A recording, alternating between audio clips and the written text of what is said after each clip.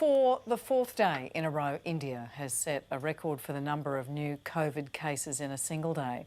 Almost 350,000 infections were reported overnight and more than 2,500 deaths. In the capital, Delhi, one person is now dying every 4 minutes.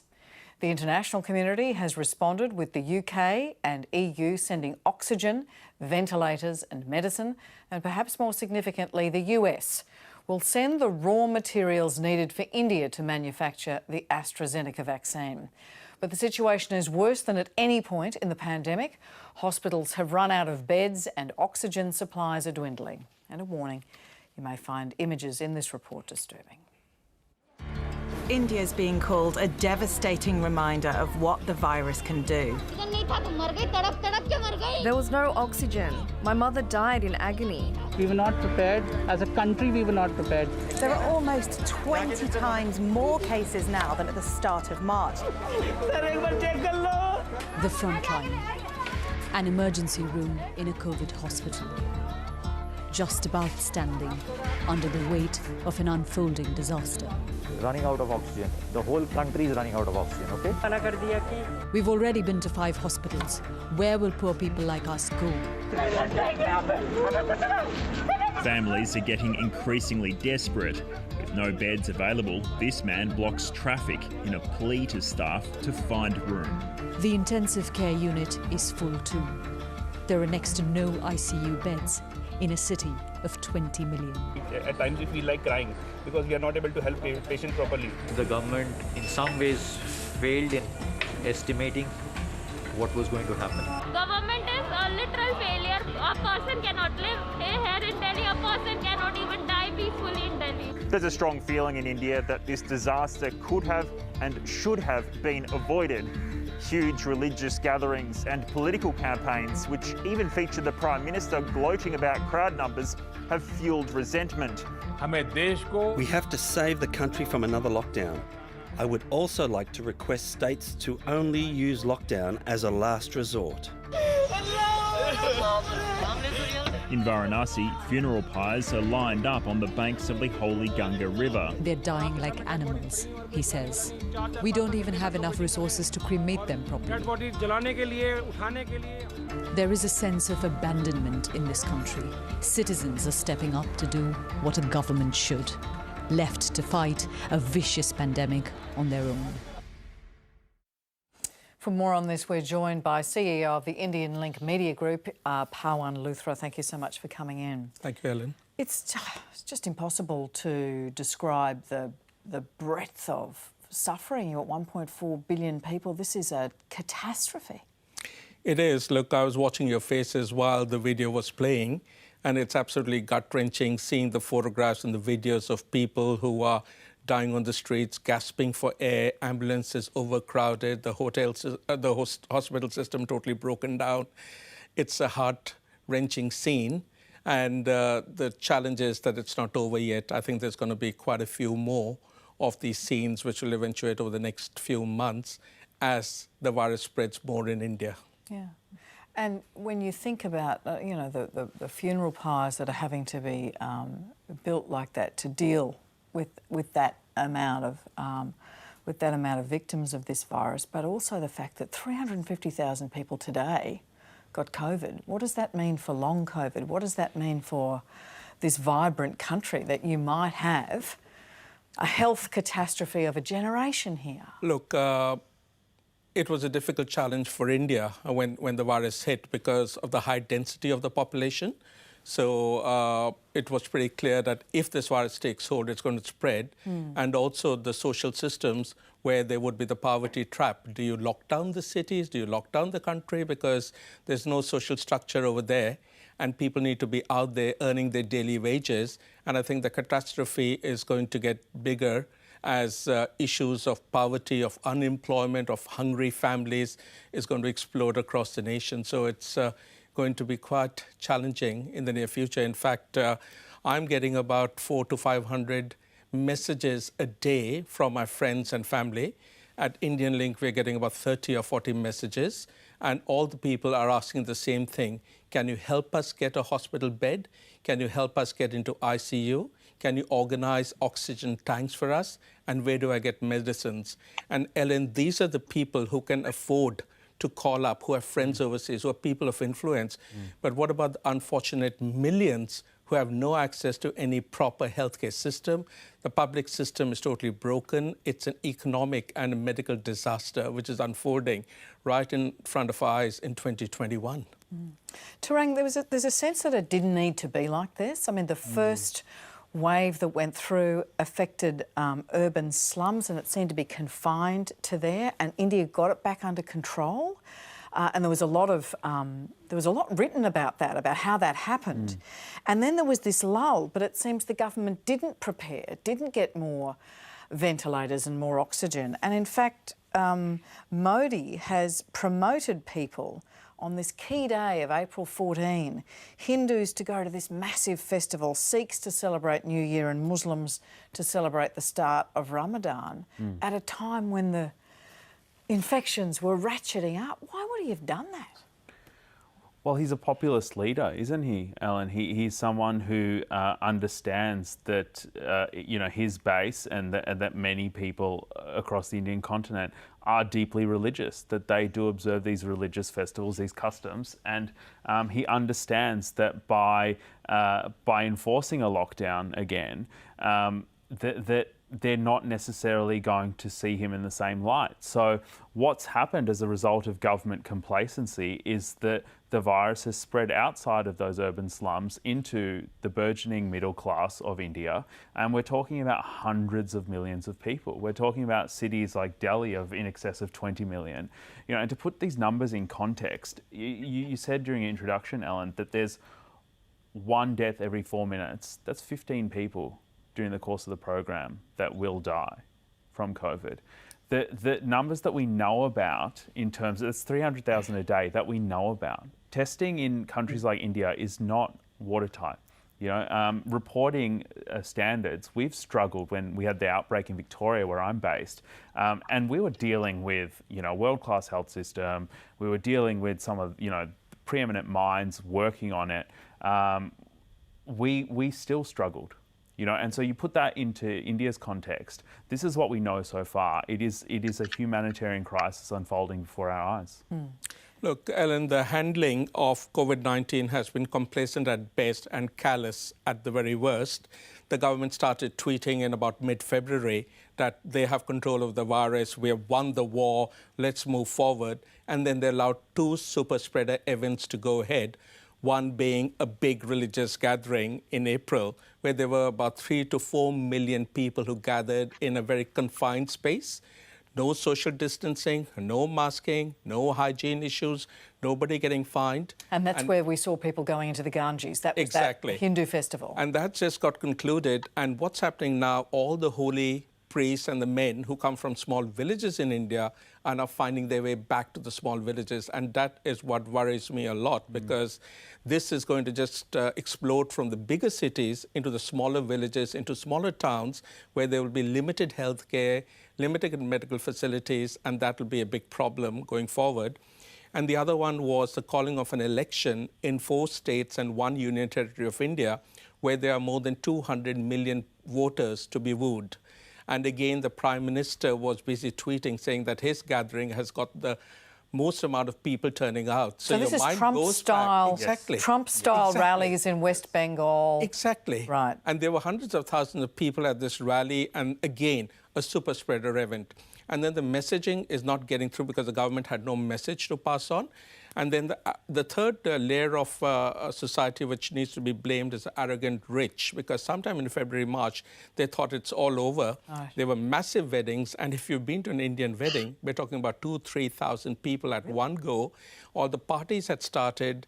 I've heard anecdotal evidences of fake COVID certificates being shown so that they could travel around the country. So there was no protection for the lower class who had to go out and support any of their daily livelihood. So the messaging was totally lost. So it's a challenge which India is going to face in the next few months as the curve keeps on increasing. It's not going to flatten. for quite a few weeks from now. Let me go to the rest of the panel, and we'll come back to what the community here is doing and what might be done. Nairi, let me just go to you really briefly. 83% of the shots, vaccine shots that have gone into arms have gone into high and upper middle class countries, right? Only 0.2% have gone into arms in low-income countries. India is vaccinating about 3 million a day, which is 0.2% of their population, which is probably fewer people than are actually getting COVID. So would we imagine then that that becomes a threat to India and to the world more broadly, because presumably at that rate, with that many people getting it, it starts to mutate and you're dealing with a different threat. Is that right? Well, you anticipate that that is the case, and we already know that there are several nations within which we have identified specific strains. The UK strain, the India strain. Can I just say that I'm actually surprised and disappointed that, in fact, it's taken this long for this to come to our attention and the attention of our media. We have one of the most populous nations in the world with existing significant disparities. They have complex social, cultural and political systems and environments, and finite health resources and public health capacities. So in that context, every day is a super spreader event. It's a global pandemic, and it was named thus for a reason. It's not just a local issue or significant to any singular particular nation. And we have a responsibility then to be able to, or to make attempts to contribute to the global response. I think that we have more than enough resourcing, for example, to be able to support populations that have lesser resourcing and lesser access to essential prevention, if that makes sense. And if you have countries whereby there is significant movement, significant disparity, lack of access to appropriate care in a timely manner, then yes, they are the populations within which strains bubble. Yeah. They are transmitted. As has been mentioned, larger urban populations move to regional areas and back to family, and they take with them, whether they're symptomatic or not, those various strains. So the risk of that is actually quite extraordinary. Yeah. Anna, there's a proposal from the World Trade Organization to temporarily waive some intellectual property rules for medical products so that countries like India can make and sell cheap copies of vaccines that were invented elsewhere. But there's a catch. Have a look at this map if you can. The countries with the power to waive these intellectual property rights, the United States, the UK and EU, and yes, Australia, those countries in orange are refusing to support it. So in other words, what we're saying, Anna, is that the shortage of vaccine that India is experiencing is artificial. It's only a shortage if you respect the intellectual property rights, that somebody else owns it and has to license it for use and oversee it. If you say, all bets are off, here's the recipe, have at it, you really can put a dent in this problem. Why would Australia be standing in the way of that? And I can definitely not answer that question, in the sense that I would love to know the answer too from our public health officials.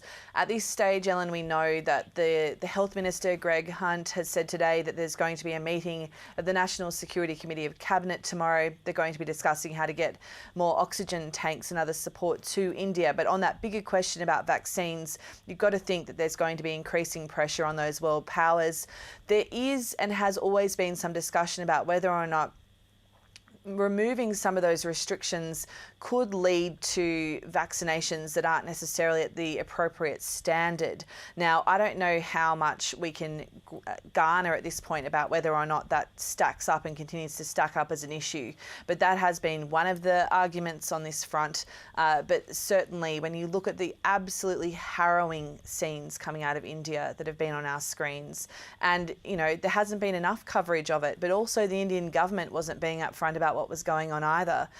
Only a few weeks ago, they were offering vaccine supplies to PNG to help with the issues there. India was, yeah. Absolutely. So we do have to do better in media terms as well in covering these things and trying to bring to light what's going on in these huge nations where, as we're seeing now, once this pandemic catches hold, the results are just so traumatic.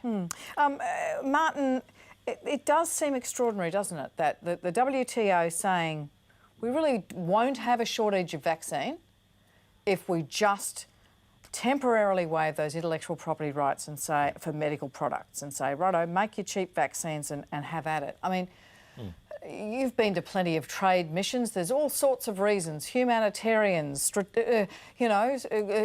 strategic reasons that you might want to look at this. What's your view on it? Oh, look, it's heartbreaking, astonishing that leaders around the world aren't finding solutions more quickly to help India, and the issue of vaccines is probably the area where we can be of most use. You know, I suspect the problem is far worse than is reported. I think we need to count the fatalities rather than the reported deaths to get a true sense of how bad it is. And can I say, look, I've spent a lot of time there, both privately and involved in trade missions, including in a lot of slums and low socioeconomic areas. The thing that strikes me about India is a lot of people there are living from day to day. If they don't work today, they don't eat today. And lockdowns are the luxury, they would see it, of wealthy nations. You can't lock down a country like India for very long. People will starve. So the problem sort of is accentuated by that dynamic.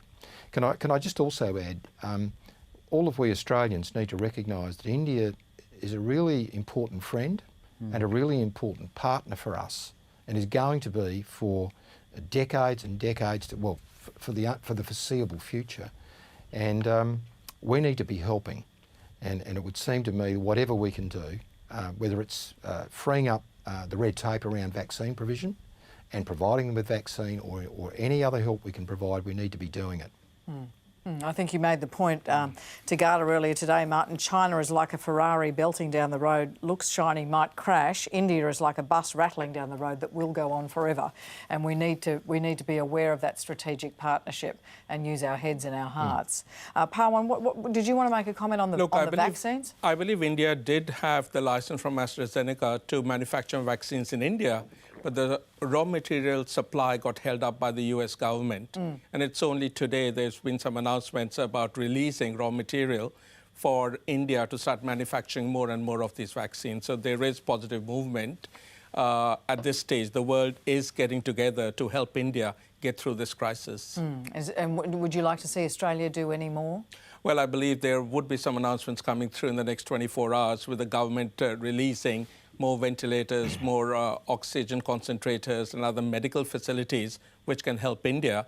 In fact, what's happening in the local Indian-Australian community is the community is galvanizing into the efforts to start gathering funds so that they can buy this equipment from Singapore and airlift them to India.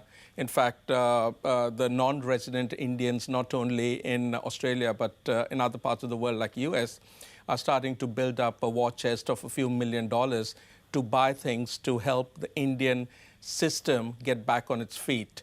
They have realized they're not going to get too much help from the Indian government, so they need to do it themselves.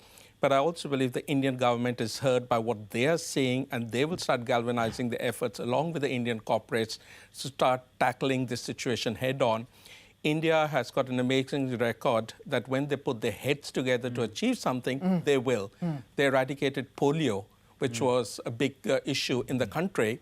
And I think now tackling COVID-19, getting the vaccine out, helping people will be on war footing. It might take a few months to filter through. And as I said earlier, there would be some heart-wrenching stories and images which we would see. But at least it's in laser light focus of the communities around and the governments around the world to help India. And Tarang, I did want to say, you've got a cousin in India who's been diagnosed with COVID in the middle of last week. Yes. How's she going? Not well, Ellen. She's she's reporting a fever. She's weak. She's a woman that lives with a disability as it is, in her mid-30s, and has severely compromised quality of life as it is. And this is what we're seeing. We're seeing the middle class being affected en masse. She's confined to her bedroom at home, and much like what we were discussing earlier, she contracted it from one of the maids who obviously contracted it from one of the other maids, and they live in very close quarters together. She was deemed ineligible for the vaccine because of her age, but had she lived in Australia, she would have been quite high on the priority list with all of her pre-existing health conditions. And the one thread throughout all of this is the vaccine. You know, Australia can do a lot in terms of the non-resident Indian community raising funds. We can do a lot in terms of media reporting, but ultimately, if we don't lift this intellectual property ban on vaccines, if we don't find ways to support India, because Indians are very resolute and they will find a way through, but not while they can't manufacture the vaccine. They're able to do so. They have the means to produce it. So we really have to step up and help. It's not enough, you know, in my view, that the Prime Minister talks about what a friendly relationship he has with Prime Minister Modi and what a friendly relationship we have with India, if we're not actually going to help a friend in time of need. That's right. I do. We all have your cousin in our thoughts. I mean, that it's shocking. Imagine sitting in your bedroom.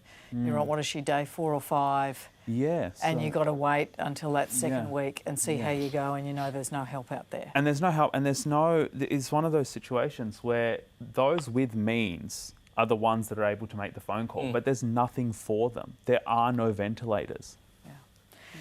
Pawan, thanks so much for coming in and talking to us.